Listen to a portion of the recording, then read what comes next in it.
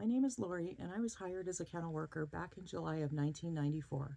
I was a 21-year-old hairdresser, fresh from the salon, and so excited to work at a place where I could play with puppies and kittens all day. Wow, was I ever in for a surprise. Many days feel like more of a battleground where we're fighting the clock to be able to do our work and all the extras we try to do to spoil the animals. We're also fighting to defend our intentions as an organization because misinformation seems to make for better stories. We're fighting to try to make sure owners are upholding our very high standards for how we believe their pets should be treated, and we're fighting our own emotions and unrealistic expectations. Most days we go home exhausted and emotional. Many marriages have suffered because it's not the kind of work that you can talk about to anyone other than therapists and people who have done the job 40 hours a week.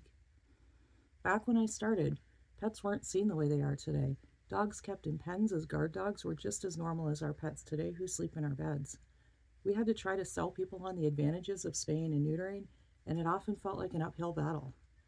We were one of the very first Canadian shelters to participate in what they called early spay and neuter, and in fact the first puppy in this area was named Jax. He was a 9-week-old puppy who was neutered under that program that had started less than a year before I was hired. Jax was our sweet shelter mascot for many years.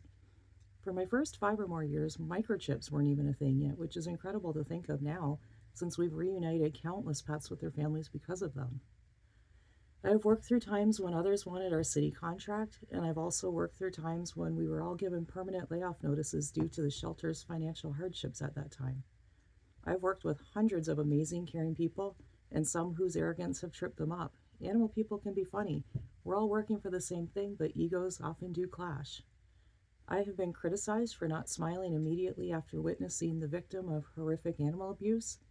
The general public just has no idea what we may have seen right before our interaction with them, and we try to keep a brave face to be able to finish our shift, but that can be tough. I have seen the absolute worst of humans, followed by the absolute best of humans. We try to hold on to those memories, but again, that can be tough most days. I have seen just about every coworker I've known cry, and you really don't experience that in most jobs. I have fallen in love millions of times and have seen the snuggliest, most adorable animals, and I've also seen and handled the scariest. Many times I've wondered at my own sanity for opening some of those kennels. I carry the mental trauma of all I've seen in my almost 32 years, but I've also continued to always keep my compassion and passion for our very important cause. I have seen every dog and cat breed trend over the years, and it always seems to go in waves. I've often wondered how many animals I have personally handled in all of my years. I've seen so many big changes as an organization and also with adopters themselves. I myself am a loyal repeat adopter and foster fail. I've been fortunate enough to have helped thousands of families and have lovingly pestered friends and families to help them find their beloved pets. And I've also been there as that pet ages. The very best compliment we can receive as an organization is when those people come back to us for their next best friend. Our organization has always been the target of criticism and misinformation, which I take very personally.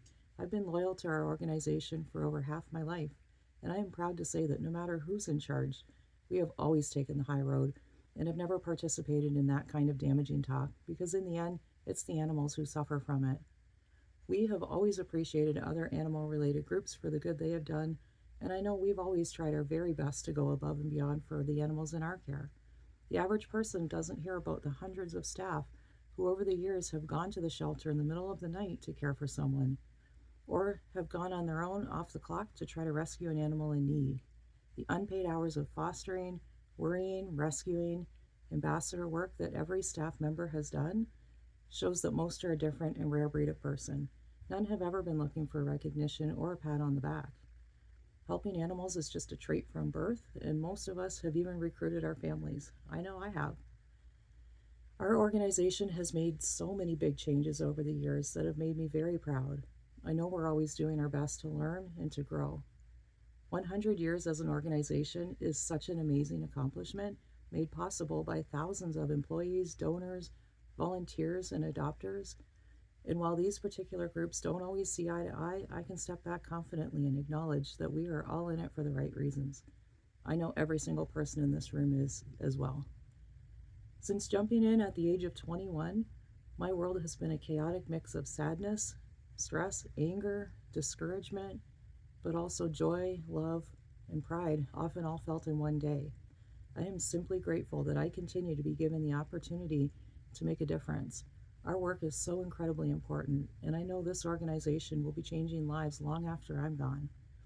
When some feel discouraged at times, I have seen over 30 years of progress firsthand, so I can tell you we have come far, and we've done that because of all of the incredible people who have come together over the years. I would like to say thank you to everyone who trusts us with this responsibility, and we will continue to push ourselves to do better each day.